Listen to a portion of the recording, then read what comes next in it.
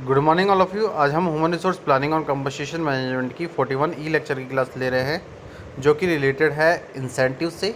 आज हम इस लेक्चर के अंदर मीनिंग पढ़ेंगे, सिग्निफिकेंस पढ़ेंगे इंसेंटिव्स के, और कौन कौन से बेसिस हैं इंसेंटिव पेमेंट के, और क्या पर्पज़ है और क्या क्या टाइप्स हैं इंसेंटिव के, वो इस लेक्चर के अंदर हम कंप्लीट पढ़ने वाले हैं। तो सबसे पहले हमें समझना चाहिए कि इंसेंटिव क्या होता है। N incentive provides additional compensation for those employees who perform well. It attempts to the tie additional compensation as directly as possible to the employee productivity. जो इंसेंटिव है वो प्रोवाइड किया जाता है एक एडिशनल कंपनसेशन के रूप में, जो कि उन एम्प्लॉयज़ को दिया जाता है जो किसी ऑर्गेनाइजेशन के अंदर, कंपनी के अंदर या फर्म के अंदर अच्छा काम करते हैं। इसका जो अटैम्प्ट होता है वो एक एडिशनल कंपनसेशन होता है, जो कि डायरेक्टली एम्प्लॉय के प्रोडक्टिविटी पे पॉसिबल होता है। Further incentive are monetary benefit paid to the workman in recognisation of their outstanding performance. They are defined as the variable reward guaranteed according to the variation in the achievements of specific result. जो further incentives हैं वो monetary benefits होते हैं जो कि workman को paid किए जाते हैं। ये जो रिकॉग्निशन होता है ये उनकी आउटस्टैंडिंग परफॉर्मेंस के बेसिस पे होता है। तो हम ये कहते हैं कि ये जो इंसेंटिव है एक ये वेरिएबल रिवार्ड है जो कि ग्रांटेड होता है जो एम्प्लॉयर है उसके स्पेसिफिक रिजल्ट से, जो कि वो अचीव करता है डिफरेंट वेरिएशन के अंदर। नेक्स्ट हमारा क्या है कि incentive can be short term और long term which can be tied up with the performance of an individual employee और अ ग्रुप यूनिट्स और प्रोडक्टिविटी। जो इंसेंटिव है वो शॉर्ट टर्म और लॉन्ग टर्म होते हैं। तो हम ये कहते हैं कि जो भी टाइड अप है वो एम्प्लॉय के इंडिविजुअल परफॉर्मेंस के बेसिस पे होता है, या हम कह सकते हैं कि एम्प्लॉय का जो ग्रुप परफॉर्मेंस है उसकी जो प्रोडक्टिविटी है उसके बेसिस पे हम उसको इंसेंटिव शॉर्ट टर्म और लॉन्ग टर्म के बेसिस पे भी प्रोवाइड करते हैं। परफॉर्मेंस थ्रू इंसेंटिव में be defined as a cost saving, quantity produced, standard met और quality improved, revenue generated, return on investment और इंक्रीज्ड प्रॉफिट। जो परफॉर्मेंस होता है उसके थ्रू जो इंसेंटिव्स हम अगर देखें तो उनको डिफाइन किया जाता है हमारी कॉस्ट सेविंग से। क्वांटिटी कितनी वो प्रोड्यूस कर रहे हैं, क्या स्टैंडर्ड्स मेट कर रहे हैं, किस तरीके की क्वालिटी को इम्प्रूव कर रहे हैं, किस तरीके का रेवेन्यू या इनकम जनरेट कर रहे हैं, और किस तरीके का रिटर्न ऑन इन्वेस्टमेंट या इंक्रीज कर रहे हैं किसी ऑर्गेनाइजेशन के प्रॉफिट पे। तो उसके बेसिस पे हम इंसेंटिव प्रोवाइड कराते हैं। इसके बाद अगर हम देखें तो इंसेंटिव की क्या मीनिंग है। The main purpose of incentive is to tie employees reward closely to their achievements. This tie is done by the providing more compensation for better performance. Individual will generally strive for the additional rewards by higher production and their performance depends upon higher efforts. Some people may prefer some extra time off rather than more money. जो main purpose होता है incentive का वो tie employees को rewards के रूप में मिलता है, जो कि क्लोजली उनके अचीवमेंट से रिलेटेड होते हैं। और ये जो टाई होता है ये प्रोवाइड किया जाता है उनको ज़्यादा से ज़्यादा कंपनसेशन उनके बेटर परफॉर्मेंस के बेसिस पे। तो इंडिविजुअल जनरली क्या करता है कि इन एडिशनल रिवार्ड्स को अपनी हायर प्रोडक्टिविटी या परफॉर्मेंस पे डिपेंड होने के बिहा पे वो हायर एफर्ट करता है और इंसेंटिव गेन करता है। तो जो भी पीपल प्रीफर करते हैं कि वो एक्स्ट्रा टाइम में कुछ ज़्यादा मनी कमाएं या अर्न करें तो उनको इंसेंटिव प्रोवाइड किया जाता है उनकी प्रोडक्टिविटी या परफॉर्मेंस के बेसिस पे। इसके बाद हम समझते हैं कि क्या क्या इंपॉर्टेंस होते हैं इंसेंटिव्स के। तो फर्स्ट है कि the primary advantage of the incentive is the inducement and motivation of the workers for the higher efficiency and greater output. जो प्राइमरी एडवांटेज होता है इंसेंटिव का वो ये होता है कि हम वर्कर्स को इंड्यूसमेंट करें, उनको मोटिवेशन करें कि जिससे कि वो हायर एफिशिएंसी से वर्क करें और ऑर्गेनाइजेशन के अंदर ग्रेटर आउटपुट दें। दूसरा है कि fixed remuneration removes fear of insecurity in the minds of employees as incentive as a part of a total remuneration. जो हमारे फिक्स्ड रिम्यूनरेशन होते हैं जो कि किसी एम्प्लॉय के माइंड के अंदर फियर को रिमूव करते हैं, उसकी इनसिक्योरिटी को रिमूव करते हैं। तो जो इंसेंटिव है वो एक पार्ट है किसका, टोटल रिम्यूनरेशन का। थर्ड है हमारा कि earning of the employees would be enhance due to incentive. जो एम्प्लॉयज़ की जो अर्निंग है वो इन्हांस होती है किसके बेसिस पे, इंसेंटिव के बेसिस पे। अगर एम्प्लॉयज़ ज़्यादा मनी अर्न करना चाहता है तो वो इंसेंटिव के बेसिस पे ज़्यादा मनी अर्न कर सकता है अपनी सैलरी से। नेक्स्ट क्या है, reduction in the total as well as the unit cost of the production through incentive because of higher priority. कि अगर हम रिडक्शन करनी है हमारी कॉस्ट ऑफ प्रोडक्शन की यूनिट से तो वो हम इंसेंटिव के थ्रू कर सकते हैं, क्योंकि जो अगर हम जो कॉस्ट है अगर उसको प्रोडक्शन के अंदर रिड्यूस करें तो उससे हम हायर प्रोडक्टिविटी ले सकते हैं। तो हायर प्रोडक्टिविटी से कोई भी एम्प्लॉय है वो इंसेंटिव गेन कर सकता है। नेक्स्ट है हमारा production capacity is also likely to increase. जो प्रोडक्शन कैपेसिटी है इंसेंटिव के बेसिस पे हम देखें तो जो अगर हमें प्रोडक्शन कैपेसिटी को इंक्रीज़ करना है तो हम एम्प्लॉयज़ को इंसेंटिव देके उसकी प्रोडक्शन कैपेसिटी को बढ़ा सकते हैं। नेक्स्ट है हमारा incentive payment reduce supervision, better utilization of equipment, reduce scrap, reduce lost time and reduce absenteeism and turnover. अगर हम इंसेंटिव पेमेंट देते हैं तो वो रिड्यूस करती है सुपरविज़न को, बेटर यूटिलाइजेशन करती है इक्विपमेंट्स का, रिड्यूस करती है स्क्रैप को, रिड्यूस करती है लॉस्ट टाइम को, और साथ साथ ऑर्गेनाइजेशन के अंदर रिड्यूस करती है एब्सटेंटिज्म को और टर्नओवर को। इसके बाद अगर हम देखें तो the effective use of the incentive depend on two variables. अगर हम इंसेंटिव को देखें तो उसका जो इफेक्टिव यूज़ है वो दो वेरिएबल्स पे डिपेंड होता है। पहला है इंडिविजुअल के बेसिस पे और दूसरा है वर्क सिचुएशन के बेसिस पे। तो अगर पहले हम समझते हैं इंडिविजुअल के बेसिस पे क्या है कि different peoples value things differently. Enlightened managers realize that all people do not attach the same value of the monetary incentive, bonuses, prizes और tips. Employees view these things differently because of age, marital status, economic need and future objectives।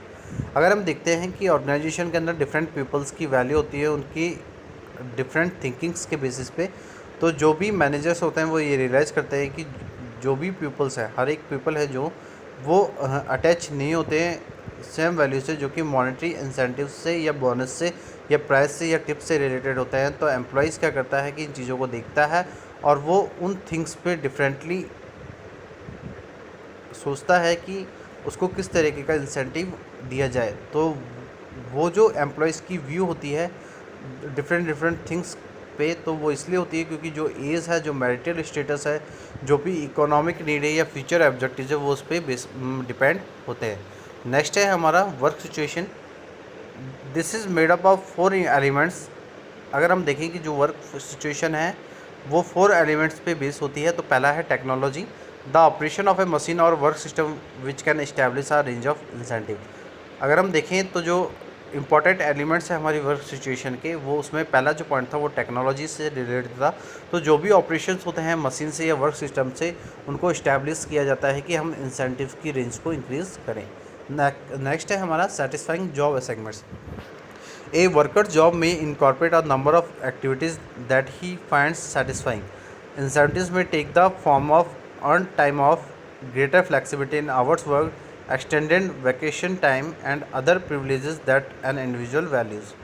कि अगर हम देखें कि जो job assignments हैं उनसे किस तरीके से सेटिस्फाइंग होंगे, तो जो वर्कर्स हैं जो कि जॉब कर रहे हैं इन कॉर्पोरेट के अंदर, तो जो नंबर ऑफ़ एक्टिविटीज़ वो फाइंड करते हैं अपनी सेटिस्फाइंग लेवल से, तो जो इंसेंटिव है उसको ज़्यादा फॉर्म के अंदर टाइम ऑफ के अंदर अर्न किया जाता है। उसके अंदर एक ग्रेटर फ्लेक्सिबिलिटी होती है कि कितने आवर्स उसने वर्क किए हैं, वो अपने वैकेशन टाइम को एक्सटेंड कर सकता है और जो भी अदर प्रिविलेजेस हैं उनको एक इंडिविजुअल वैल्यू से जज कर सकता है। नेक्स्ट क्या है हमारा feedback. A worker needs to be able to see the connection between his work and the rewards. This response provide important reinforcement। अगर हम फीडबैक की बात करें तो जो भी वर्कर की नीड होती है कि वो एबल करे कि क्या कनेक्शन है उसका वर्क से और रिवार्ड से, तो ये जो रेस्पॉन्स है उसको प्रोवाइड किए जाते हैं एक इम्पॉर्टेंट रीइंफोर्समेंट को। नेक्स्ट है हमारा equity. A worker condition considers fairness और reasonableness as a part of the exchange for his work. अगर हम देखें कि जो वर्कर है वो कंसिडर कर रहा है एक फेयरनेस और रीजनेबलनेस को, जो कि एक पार्ट है किसी वर्क के एक्सचेंज के बेसिस पे। उसके बाद अगर हम बात करें तो कौन कौन सी टाइप्स होती हैं इंसेंटिव्स की, तो types of incentive with different incentives for employee as agents. अगर हम देखें तो डिफरेंट इंसेंटिव्स हैं एम्प्लॉय एजेंट्स के बेसिस पे। तो organization perform use a combination of incentive system. These incentive plans can be set up as individual, group, organization in nature. Performance can be measured on productivity, cost effective and superiors rating। जो भी organisation perform करती है तो उसमें एक combination लेती है वो इंसेंटिव सिस्टम के through.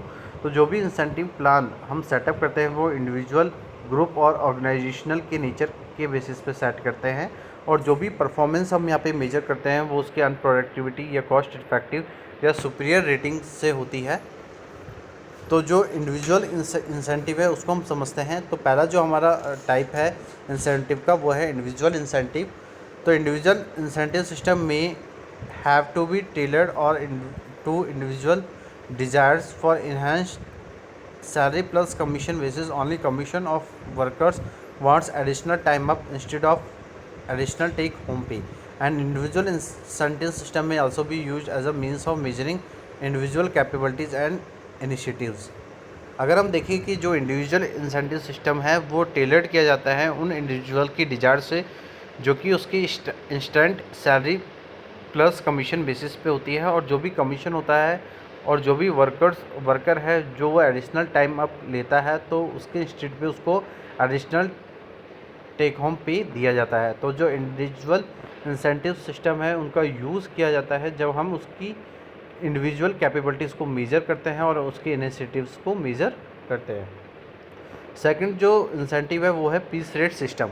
The most basic individual incentive system is the piece rate system. Under the state piece work system wages are determined by the multiplying the number of unit produce by the piece rate of for 1 unit. अगर हम देखें तो जो next हमारा है वो है piece rate system. तो जो most basic individual incentive system है उसमें हम पीस रेट सिस्टम को यूज़ करते हैं। तो जो स्टेट पीस वर्क सिस्टम है वहाँ पे जो वेजेस का डिटर्मिनेशन होता है वो कितनी हम नंबर ऑफ यूनिट को प्रोड्यूस कर रहे हैं उससे हम उसकी पीस रेट को मीन्स 1 यूनिट को अगर मल्टीप्लाई कर दें तो उससे हम उसकी इंसेंटिव को मेजर कर सकते हैं। सेकंड है थर्ड जो पॉइंट है हमारा वो है differential piece rate. The differential piece rate system में employees at 1 piece rate if they produce less than a standard output and at a higher piece rate if they produce more than the standard developed by the Frederick Taylor in the late 1800s. The system is to designed to stimulate employees to achieve to or exceed established standard of production।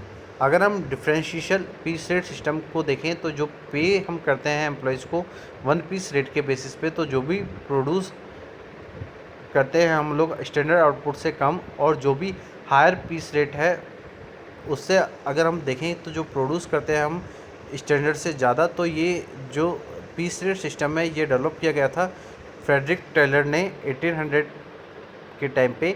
तो इस system के अंदर हम design करते हैं उन estimate employees को जो कि अचीव करते हैं या एक्सीड करते हैं अपने स्टैंडर्ड ऑफ प्रोडक्शन को इस्टेब्लिश करने के लिए। Piece rate system is difficult to use because of determination standards. जो पीस रेट सिस्टम है वो डिफ़िकल्ट होता है यूज़ करने के लिए क्योंकि हम लोग उसमें डिटरमिनेशन करते हैं स्टैंडर्ड्स को।